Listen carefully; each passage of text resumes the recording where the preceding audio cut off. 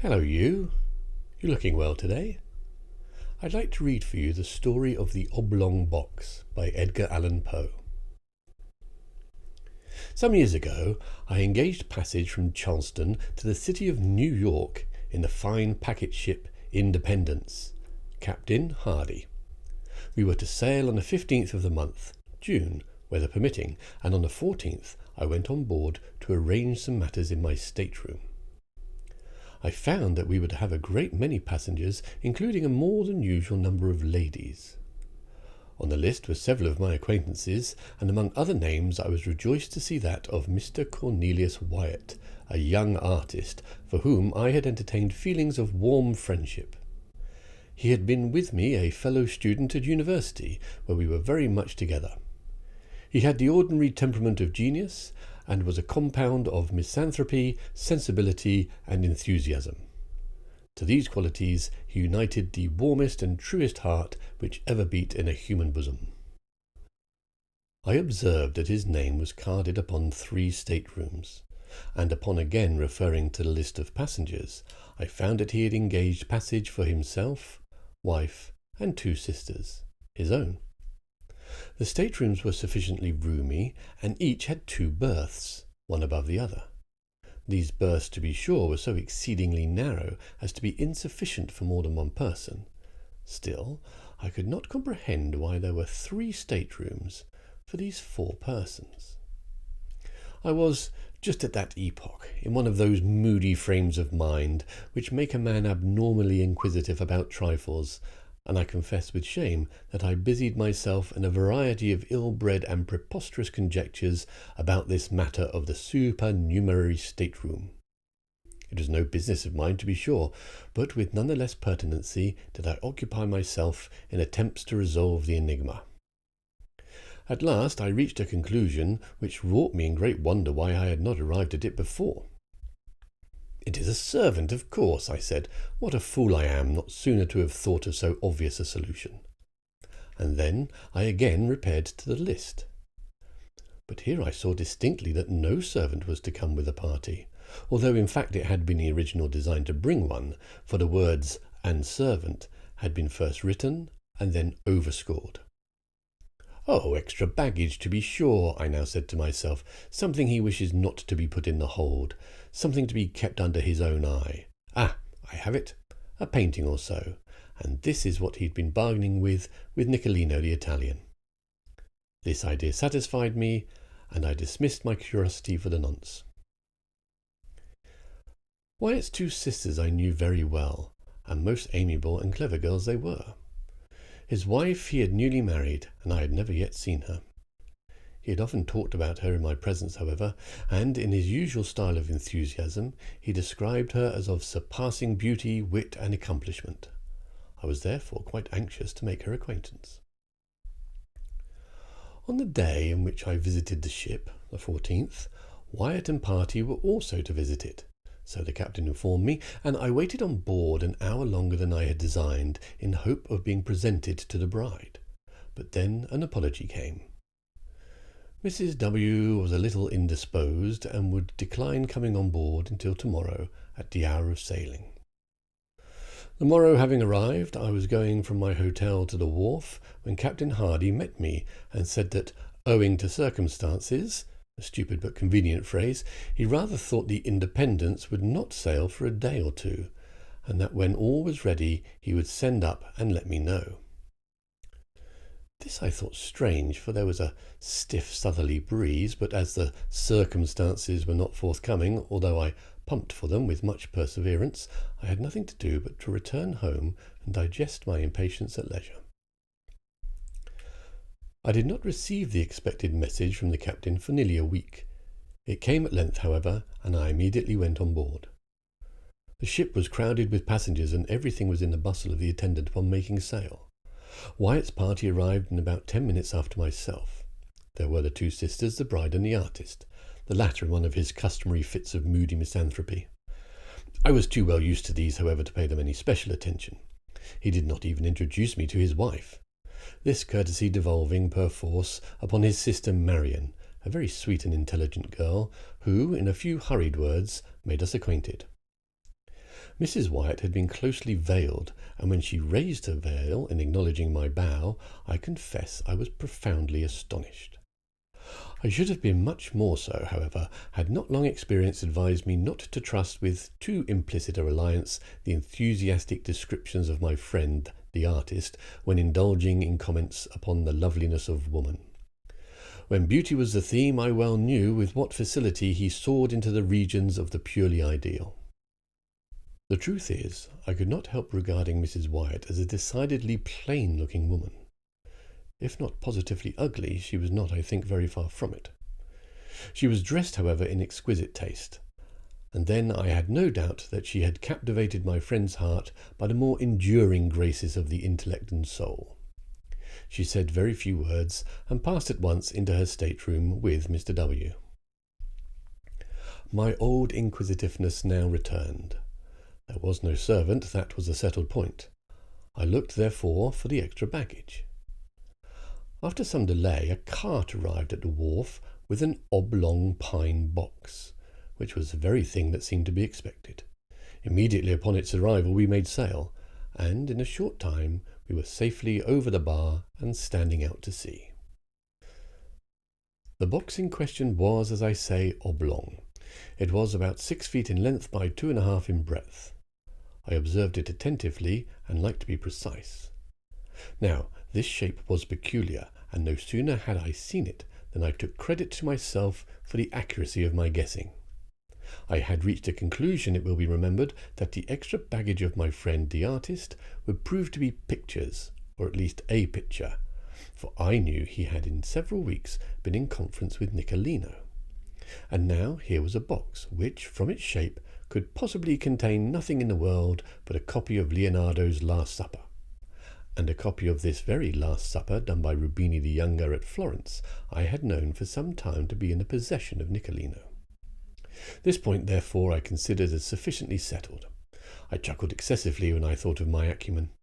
It was the first time I had ever known Wyatt to keep from me any of his artistical secrets, but here he evidently intended to steal a march upon me and smuggle a fine picture to New York under my very nose, expecting me to know nothing of the matter. I resolved to quiz him well, now and hereafter. One thing, however, annoyed me not a little. The box did not go into the extra stateroom. It was deposited in Wyatt's own, and there, too, it remained, occupying very nearly the whole of the floor, no doubt to the exceeding discomfort of the artist and his wife. This the more especially as the tar or paint with which it was lettered in sprawling capitals emitted a strong, disagreeable, and to my fancy a peculiarly disgusting odour. On the lid were painted the words, Mrs. Adelaide Curtis, Albany, New York. Charge of Cornelius Wyatt, Esquire, this side up, to be handled with care. Now, I was aware that Mrs. Adelaide Curtis of Albany was the artist's wife's mother, but then I looked upon the whole address as a mystification intended especially for myself. I made up my mind, of course, that the box and contents would never get farther north than the studio of my misanthropic friend in Chambers Street, New York. For the first 3 or 4 days we had fine weather, although the wind was dead ahead, having chopped round to the northward immediately upon our losing sight of the coast. The passengers were consequently in high spirits, and disposed to be social. I must except, however, Wyatt and his sisters, who behaved stiffly, and I could not help thinking uncourteously to the rest of the party. Wyatt's conduct I did not so much regard. He was gloomy, even beyond his usual habit. In fact, he was morose, but in him I was prepared for eccentricity. For the sisters, however, I could make no excuse. They secluded themselves in their staterooms during the greater part of the passage, and absolutely refused, although I repeatedly urged them, to hold communication with any person on board. Mrs. Wyatt herself was far more agreeable. That is to say, she was chatty, and to be chatty is no slight recommendation at sea. She became excessively intimate with most of the ladies, and, to my profound astonishment, evinced no equivocal disposition to coquette with the men. She amused us all very much. I say amused, and scarcely know how to explain myself. The truth is, I soon found out that Mrs. W. was far oftener laughed at than with. The gentlemen said little about her, but the ladies in a while pronounced her a good-hearted thing, rather indifferent-looking, totally uneducated, and decidedly vulgar. The great wonder was how Wyatt had been entrapped into such a match. Wealth was the general solution, but this I knew to be no solution at all, for Wyatt had told me that she neither brought him $1 nor had any expectations from any source whatsoever. He had married, he said, for love and for love only, and that his bride was more than worthy of his love. When I thought of these expressions on the part of my friend, I confess that I felt indescribably puzzled. Could it be possible that he was taking leave of his senses? What else could I think? He, so refined, so intellectual, so fastidious, with so exquisite a perception of the faulty, and so keen an appreciation of the beautiful. My conclusion from what I saw and heard was that the artist, by some unaccountable freak of fate, or perhaps in some fit of enthusiastic and fanciful passion, had been induced to unite himself with a person altogether beneath him, and that the natural result, entire and speedy disgust, had ensued. I pitied him from the bottom of my heart, but could not for that reason quite forgive his incommunicativeness in the matter of the Last Supper. For this I resolved to have my revenge. One day he came upon deck, and, taking his arm as had been my wont, I sauntered with him backward and forward. His gloom, however, which I considered quite natural under the circumstances, seemed entirely unabated. He said little, and that moodily and with evident effort. I ventured a jest or two, and he made a sickening attempt at a smile. Poor fellow, as I thought of his wife, I wondered that he could have the heart to put on even the semblance of mirth. I determined to commence a series of covert insinuations or innuendos about the Oblong Box, just to let him perceive, gradually, that I was not altogether the butt or victim of his little bit of pleasant mystification. My first observation was by the way of opening a masked battery. I said something about the peculiar shape of that box, and, as I spoke the words, I smiled knowingly, winked, and touched him gently with my forefinger in the ribs. The manner in which Wyatt received this harmless pleasantry convinced me at once that he was mad. At first he stared at me as if he found it impossible to comprehend a witticism of my remark. But as its point seemed slowly to make its way to his brain, his eyes, in the same proportions, seemed protruding from their sockets. Then he grew very red, then hideously pale, then, as if highly amused with what I had insinuated, he began a loud and boisterous laugh, which, to my astonishment, he kept up with gradually increasing vigour for 10 minutes or more. In conclusion, he fell flat and heavily upon the deck, and when I ran to uplift him, to all appearance he was dead. I called assistance, and with much difficulty we brought him to himself. Upon reviving, he spoke incoherently for some time, and at length we bled him and put him to bed. The next morning he was quite recovered so far as regarded his mere bodily health. Of his mind I say nothing, of course. I avoided him during the rest of the passage by advice of the captain, who seemed to coincide with me altogether in my views of his insanity, but cautioned me to say nothing on his head to any person on board. Several circumstances occurred immediately after this fit of Wyatt, which contributed to heighten the curiosity with which I was already possessed. Among other things, this. I had been nervous, drank too much strong green tea, and slept ill at night. In fact, for 2 nights I could not be properly said to have slept at all. Now, my stateroom opened into the main cabin or dining room, as did those of all the single men on board. Wyatt's 3 rooms were in the after cabin, which was separated from the main one by a slight sliding door, never locked, even at night. As we were almost constantly on a wind, and the breeze was not a little stiff, the ship heeled to leeward very considerably, and whenever her starboard side was to leeward, the sliding door between the cabins slid open, and so remained, nobody taking the trouble to get up and shut it. But my berth was in such a position that when my own stateroom door was open, as well as the sliding door in question, and my own door was always open on account of the heat, I could see into the after cabin quite distinctly, and just at that portion of it too where were situated the staterooms of Mr. Wyatt. Well, during 2 nights, not consecutive, while I lay awake, I clearly saw Mrs. W. about 11 o'clock upon each night steal cautiously from the stateroom of Mr. W. and enter the extra room, where she remained until daybreak, when she was called back by her husband. That they were virtually separated was clear. They had separate apartments, no doubt in contemplation of a more permanent divorce. And here, after all, I thought was the mystery of the extra stateroom. There was another circumstance, too, which interested me much. During the 2 wakeful nights in question, and immediately after the disappearance of Mrs. Wyatt into the extra stateroom, I was attracted by certain singular, cautious, subdued noises in that of her husband. After listening to them for some time with thoughtful attention, I at length succeeded perfectly in translating their import.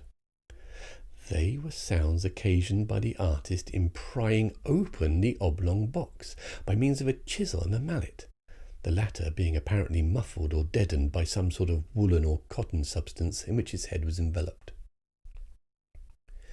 In this manner I fancied I could distinguish the precise moment when he fairly disengaged this lid.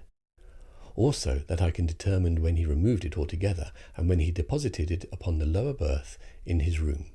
This latter point I knew, for example, by certain slight taps which the lid made, striking against the wooden edges of the berth as he endeavoured to lay it down very gently, there being no room for it on the floor. After this there was dead stillness, and I heard nothing more upon either occasion until nearly daybreak, unless perhaps I may mention a low sobbing or murmuring sound, so much suppressed as to be nearly inaudible, if indeed the whole of this latter noise were not rather produced by my own imagination. I say it seemed to resemble sobbing or sighing, but of course it could not have been either. I rather think it was a ringing in my own ears. Mr. Wyatt, no doubt, according to custom, was merely giving the rein to one of his hobbies, indulging in one of those fits of artistic enthusiasm. He had opened his oblong box in order to feast his eyes on a pictorial treasure within. There was nothing in this, however, to make him sob. I repeat, therefore, that it must have been simply a freak of my own fancy, distempered by good Captain Hardy's green tea. Just before dawn on each of the 2 nights which I speak, I distinctly heard Mr. Wyatt replace the lid upon the oblong box, and force the nails into their old places by means of the muffled mallet. Having done this, he issued from his stateroom, fully dressed, and proceeded to call Mrs. W. from hers. We had been at sea 7 days, and were now off Cape Hatteras, when there came a tremendously heavy blow from the southwest. We were in a measure prepared for it, however, as the weather had been holding out threats for some time. Everything was made snug alow and aloft, and as the wind steadily freshened, we lay to at length under spanker and foretopsail, both double-reefed. In this trim we rode safely enough for 48 hours, the ship proving herself an excellent sea-boat in many respects, and shipping no water of any consequence. At the end of this period, however, the gale had freshened into a hurricane, and our aftersail split into ribbons, bringing us so much into the trough of the water that we shipped several prodigious seas, one immediately after the other. By this accident we lost 3 men overboard with the caboose, and nearly the whole of the larboard bulwarks. Scarcely had we recovered our senses before the foretopsail went into shreds, when we got up a storm staysail, and with this we did pretty well with some hours, the ship heading into the sea much more steadily than before. The gale still held on, however, and we saw no signs of it abating. The rigging was found to be ill-fitted and greatly strained, and on the 3rd day of the blow, about 5 in the afternoon, our mizzen-mast in a heavy lurch to windward went by the board. For an hour or more we tried in vain to get rid of it, on account of the prodigious rolling of the ship, and before we had succeeded, the carpenter came aft and announced 4 feet of water in the hold. To add to our dilemma, we found the pumps choked and nearly useless. All was now confusion and despair, but an effort was made to lighten the ship by throwing overboard as much of her cargo as could be reached, and by cutting away the 2 masts that remained. This we at least accomplished, but were still unable to do anything at the pumps, and in the meantime the leak gained on us very fast. At sundown the gale had sensibly diminished in violence, and as the sea went down with it, we still entertained faint hopes of saving ourselves in the boats. At 8 p.m. the clouds broke away to windward, and we had the advantage of a full moon, a piece of good fortune which served wonderfully to cheer our drooping spirits. After incredible labour, we succeeded at length in getting the longboat over the side without material accident, and into this we crowded the whole of the crew and most of the passengers. This party made off immediately, and, after undergoing much suffering, finally arrived in safety at Ocracoke Inlet on the 3rd day after the wreck. 14 passengers with the captain remained on board, resolving to trust their fortunes to the jolly boat at the stern. We lowered it without difficulty, although it was only by miracle that we prevented it from swamping as it touched the water. It contained, when afloat, the captain and his wife, Mr. Wyatt and party, a Mexican officer, wife, 4 children, and myself. We had no room, of course, for anything except a few positively necessary instruments, some provisions, and the clothes upon our backs. No one had thought of even attempting to save anything more. What must have been the astonishment of all, then, when, having proceeded a few fathoms from the ship, Mr. Wyatt stood up in the stern sheets and coolly demanded of Captain Hardy that the boat should be put back for the purpose of taking in his oblong box. "Sit down, Mr. Wyatt," replied the captain somewhat sternly. "You will capsize us if you do not sit quite still. Our gunwale is almost in the water now." "The box!" vociferated Mr. Wyatt, still standing. "The box, I say! Captain Hardy, you will not refuse me. Its weight will be but a trifle. It is nothing, a mere nothing. By the mother who bore you, for the love of heaven, by your hope of salvation, I implore you to put back for the box." The captain for a moment seemed touched by the earnest appeal of the artist, but he regained his stern composure and merely said, "Mr. Wyatt, you are mad. I cannot listen to you. Sit down, I say, or you will swamp the boat. Stay, hold him, seize him. He's about to spring overboard. There, oh, I knew it, he is over." As the captain said this, Mr. Wyatt in fact sprang from the boat, and as we were yet in the lee of the wreck, succeeded by almost superhuman exertion in getting hold of a rope which hung from the forechains. In another moment he was on board and rushing frantically down to the cabin. In the meantime we had been swept astern of the ship, and being quite out of her lee were at the mercy of the tremendous sea which was still running. We made a determined effort to put back, but our little boat was like a feather in the breath of the tempest. We saw at a glance that the doom of the unfortunate artist was sealed. As our distance from the wreck rapidly increased, the madman, for as such only we could regard him, was seen to emerge from the companionway up which, by dint of strength that appeared gigantic, he dragged bodily the oblong box. While we gazed in the extremity of astonishment, he passed rapidly several turns of a 3-inch rope, first around the box and then around his body. In another instant both body and box were in the sea, disappearing suddenly at once and forever. We lingered a while sadly upon our oars, with our eyes riveted upon the spot, and at length we pulled away. The silence remained unbroken for an hour. Finally I hazarded a remark. "Did you observe, Captain, how suddenly they sank?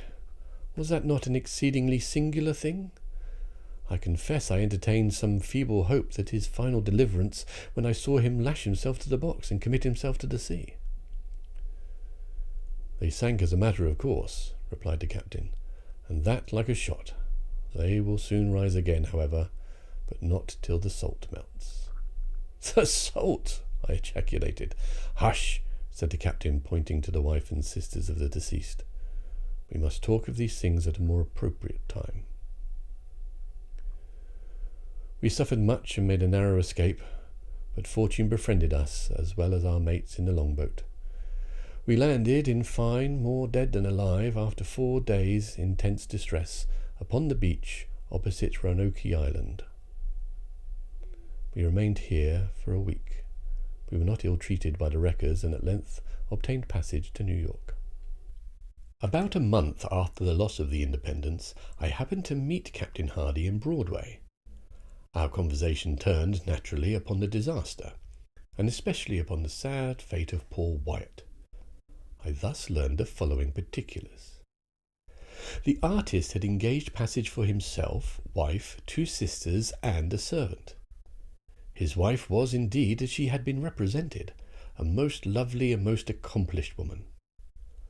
On the morning of the 14th of June, the day in which I first visited the ship, the lady suddenly sickened and died. The young husband was frantic with grief, but circumstances imperatively forbade the deferring his voyage to New York. It was necessary to take to her mother the corpse of his adored wife, and, on the other hand, the universal prejudice which would prevent his doing so openly was well known. 9/10 of the passengers would have abandoned the ship rather than take passage with a dead body. In his dilemma, Captain Hardy arranged that the corpse, being first partially embalmed and packed with a large quantity of salt in a box of suitable dimensions, should be conveyed on board as merchandise.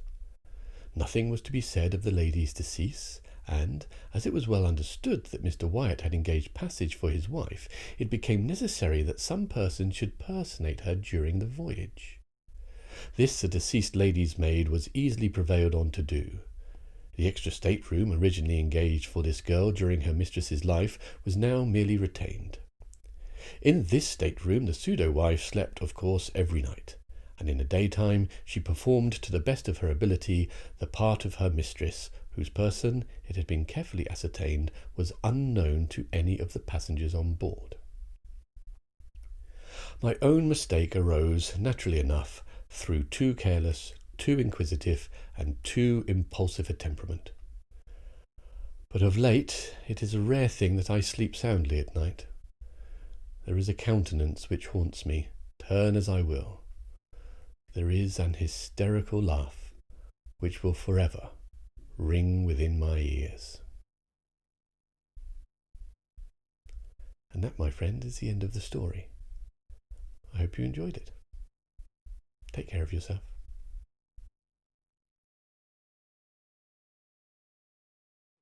That I busied myself in a variety of ill-bred and preposterous conjectures about the matter of this supernumerary stateroom, supernumerary stateroom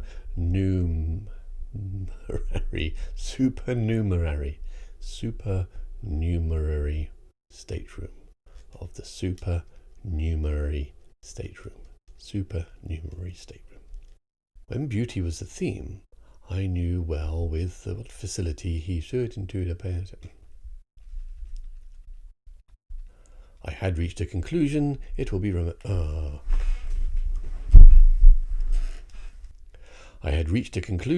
remembered that the extra... Oh, that's happened. I observed it attentively and liked to be precise. Now, what's going on there? For the first 3 or 4 days we had fine weather. None of that makes any sense. The box did not go into the extra stateroom. It was She amused us all very much, and I say amused and scarcely know truth how to explain myself. Let's try that again. Wyatt's conduct I did so not so... Come on. For the sisters, however, I could make no excuse. They did. The next morning he was quite recovered, so far as regarded his bodily health. I smiled knowingly, winked, and touched him in the forefinger. No. I was attracted by a certain singular, cautious, subdued noise, where there came tremendously heavy blow from the particularly so in his absence, when she made herself ridiculously to by frequent... None of this is easy. By this accident we lost 3 men overboard with the caboose, and nearly the whole of the larboard bulwarks.